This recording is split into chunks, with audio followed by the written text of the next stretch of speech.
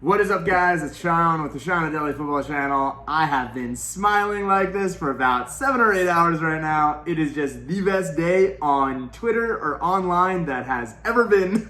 I would say, the return of the king. Ronaldo is back where he belongs. The last 24 hours have been so emotional with the chance of him going to City, and then I had a feeling. I went to bed last night and I'm like, this is gonna be like Falcao, I feel.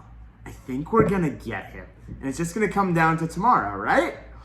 And just all the news breaking in. I'm not gonna go too much into it, but I found that I'm so excited. It is the level of expansion that this is for Manchester United. The level of fame and eyes that this brings on United now cannot be quantified. Cristiano Ronaldo as a brand is the largest brand in the world. If you don't want to call it that, it is one of the largest brands in the world. He has more followers than Messi. He's about 100 million ahead of Messi. He has about 300 million more than Manchester United. The global audience that will be watching Ronaldo is just ridiculous. So I had to get that out of the way before anybody made a note. I'm super excited. I'll most likely be making a video about that, but just had to get that out. Let's go ahead. The preview is coming. Week 3 of the Premier League. Let's see what the teams are doing. It's a really, really big week. Ronaldo's not playing, but it's fine. The week after, back after international break. There will be an international break after this. We have a week off. Sad face. Lots of videos coming next week. So much to talk about. Transfer window is going to close. Let's get right into it. Preview number 3. Let's do it. Game 1, tomorrow morning. Man City, Arsenal. No, sorry. Man City. It's okay. They're still going to win this game pretty easily, in my opinion. Arsenal versus Man City have actually been pretty good games. I don't remember a game where Man City schooled Arsenal in any way. There may have been one result, but I believe Arteta has actually done very well against Pep Guardiola in his fightings. The matches have always been close, despite the obvious gap in talent. Two managers with very similar philosophies about ball carrying and possession and where to hold possession. The fact of the matter is, in all honesty, this just comes down to the fact that the squad is just too good for City. And I would argue that if you swap squads, Arteta would win every time. This is just kind of one of those situations where the manager isn't as impactful, I would say, because of the similarities in play style. I think City will win, but Arsenal had a very good result midweek. Very, very good result. 6-0, not as much as, they beat West Brom, big deal. It's not that. It's the level of confidence that it gave them. Aubameyang getting a hat-trick, Lacazette getting on the scoring sheet, Saka scoring, Pepe scoring, all of them playing well. That is what matters most. They got their goals out of the way. They kind of eased the pressure on Arteta. I really hope they don't sack him and get too trigger happy. These are most likely 2 games you were most likely not going to win to begin with. Going and losing at the Etihad, there is no shame for any team in the world. No shame for any team in the world. They are one of the best teams in the world, if not the best team in the world. So, it's totally fine. I think there's going to be about a 2-1 is kind of my feeling. I think Gabriel Jesus, if he plays, he will have a great game again. And I think Grealish is just going to get better and better and more settled in that team. They need to figure out a way to deal with the counterattack for Arsenal. I don't believe Fernandinho is the right player there. Obviously, Mendy's not going to play. Awkward. But that is definitely the case. They need to watch the turnaround. Arsenal are going to press them, obviously. If Saka, Emile Smith-Rowe, and Odegaard can get at that back line, we know Lacazette and Aubameyang can finish. There's no question of that. City needs to be careful. They don't want the same thing that happened at Spurs to happen again. We'll see what happens tomorrow morning. Moving on, second game. Newcastle, Southampton. I'm already calling them relegation teams because they are going to be in the relegation dogfight coming down to it. Both teams are towards the bottom of the table. Southampton did get a point, which is huge Like, the value of a point cannot be overestimated, specifically against Manchester United, which is going to be a top 4 team. Knock on wood. But we have Ronaldo now. Definitely to finish in top 4. It's not much of an argument anymore. But Newcastle, not a great 2 games. 2 losses back-to-back. -4 goal difference. They need something. They need to show up this game. Southampton, we'll see. This game, I feel like the ideology kind of works in the favor of Southampton. If they can get that high press off, it should go well. However, Newcastle do have, Joe Willock should start this game, and I think Newcastle do have enough trickery in them to squeeze a win. I'm actually going to predict a Newcastle win here. The game is going to be at St. James's Park. It's a difficult place to go. Lots of followers. So I'm going to go with a Newcastle win, most likely a 1-0, maybe a 2-1. Southampton, this is, again, it's a relegation style fight. Anything can happen. Either team could win. I haven't seen enough of Southampton, even against United. They defended well, but more than anything, that was just a lack of proper game management from United, I think, because we play horrible out of the back. We don't have a good midfield pivot that can receive the ball under pressure well. Matic and Fred have had 2 of their worst games in a United shirt. And everything moving forward, we should have scored. Like, they cleared the ball off the line twice. So, Pogba had a chance as well. On a different day, that was most likely a 2-3-1 game for United. So, I'm not going to rave too much about Southampton. This is kind of winner takes all of this game. These are the kind of games that these teams need to win. Moving on. Brighton, Everton. One of the best games of this weekend, possibly. In all honesty, Brighton is such a fun team to watch. I just saw a news article on Sky Sports. Apparently, Liverpool are going in for Yves Bissouma.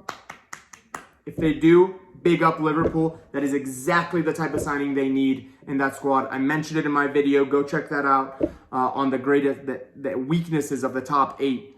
It's in there. Yves Bissouma to Liverpool was something I predicted. That is a great addition for Liverpool. It gives them so much cover in that midfield. Bissouma is one of the best players in the league.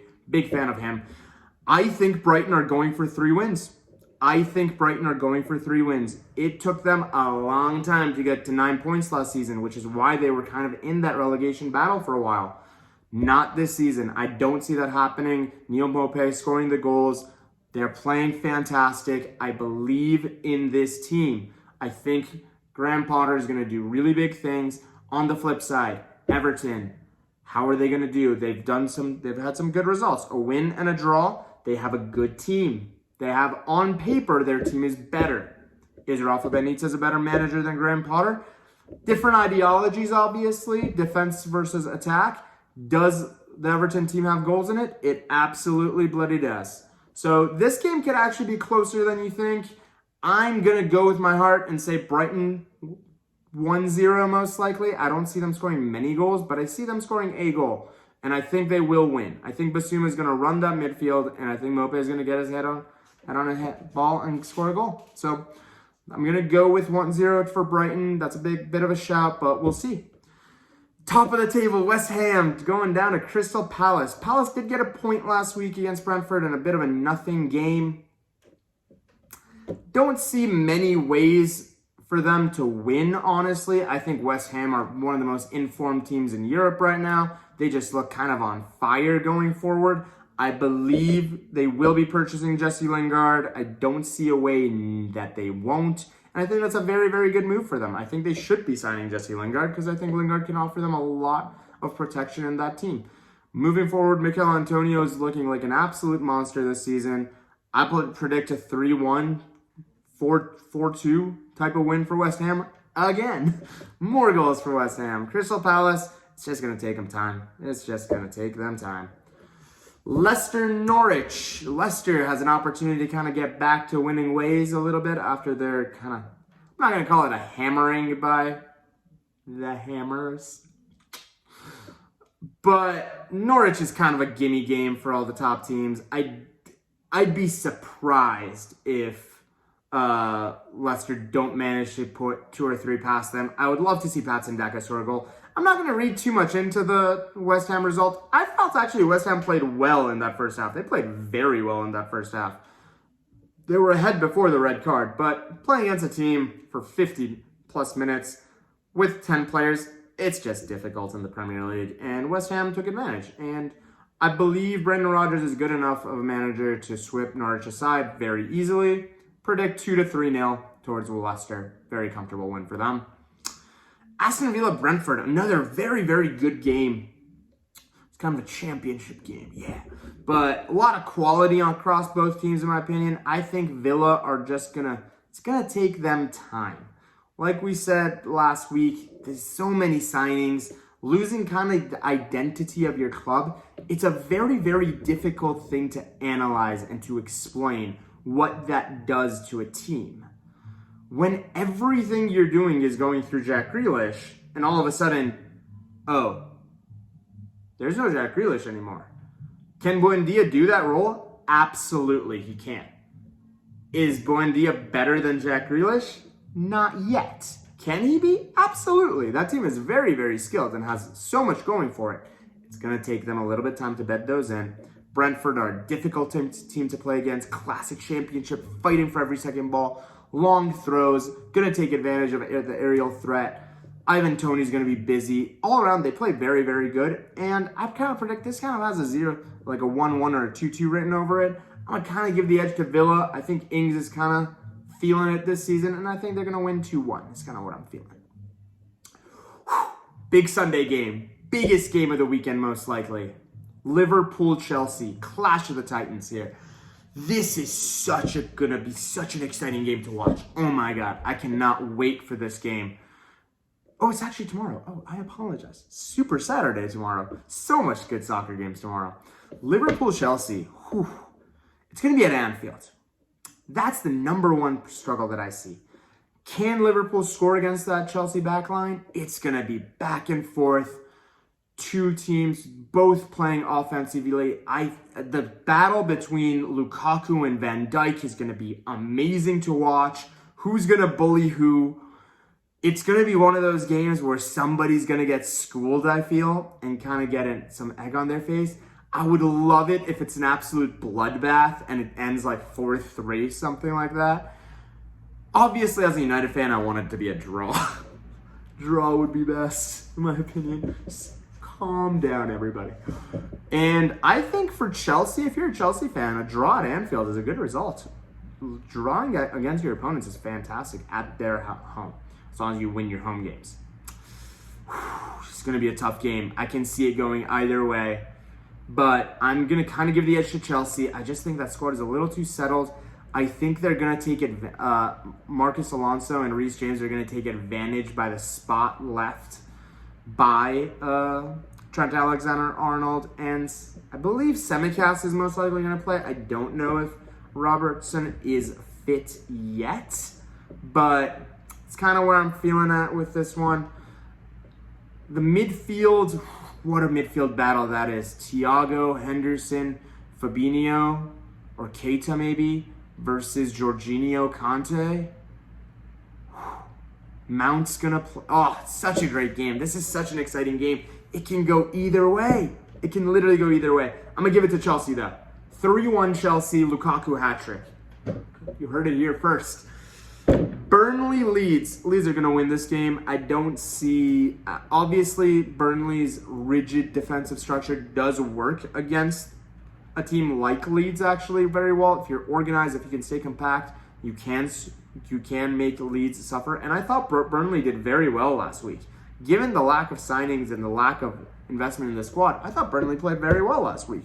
So I'm going to give the edge to Leeds, however. I just love the way Leeds play. They're such a fun team.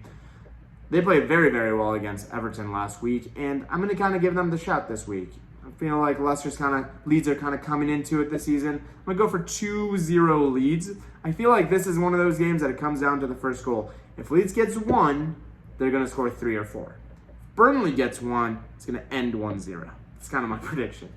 Spurs-Watford. Can Spurs kind of keep it rolling? I just heard the news. Pape Sarr is going to Spurs. That is a good signing. I like the direction that Nuno is taking this team. Forward thinking, good signings. They're keeping Kane. That's an amazing acquisition right there. Just the ability to keep Harry Kane in the squad. That's a lot. We need to talk about that definitely during next week's transfer rundown that we're going to do at the end of the window season. Such a big statement for the club to be able to keep Kane despite the interest. It's a stance. I don't necessarily agree with it, but in the short term, it obviously maintains their position in the league very, very well. The argument that somebody made to me recently, one of the Spurs fans, was, are we going to break into the top 4 with Kane? No, most likely not. Outside of something ridiculous happening, I don't think you are. Okay, then, what are we going to do without Kane? Most likely finish around the same spot anyway. So, it's going to take a bit of a miracle for Kane to kind of keep that squad relevant enough. But the thing is, that Spurs squad, after the top 4, that Spurs squad is good. Spurs squad is very good. And between Lucas, Bergwijn, Son, and Kane specifically, Lo Celso, Dele Alli behind them, that team has goals in it. Nuno is obviously a more pragmatic manager, but he's not as pragmatic or as oblivious as Jose Mourinho. Thus, that kind of does give him an edge over Mourinho. And I think the more time he has, they're going to do very well. Spurs has a lightning counterattack, and they can hurt you really big because Kane is one of the best finishers in the league. He's not the best finisher in the league because, there's a guy we're going to get to and talk to him about him in a little bit. Last game of the week. My prediction, Watford. Haven't seen much out of Watford. Yes, they've scored some goals. In general, the team's just kind of meh.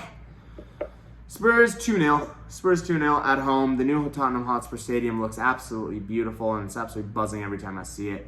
Manchester United Wolves, last game of the season, game before the international break.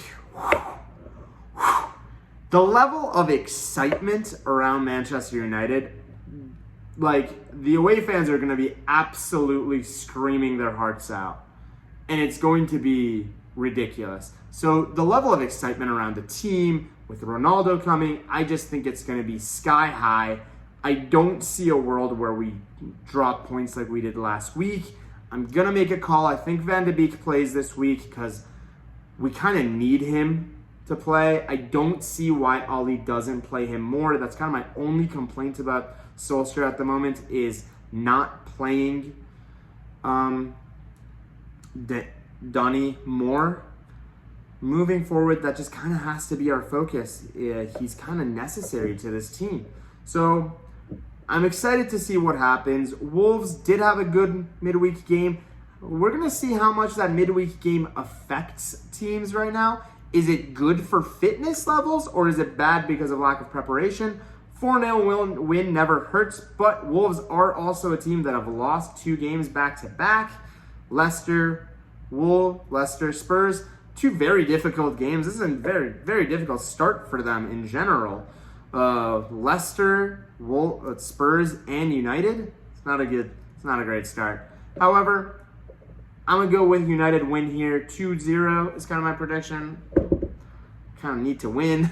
Get some points before Ronaldo comes so we can kind of take a swing post-Ronaldo.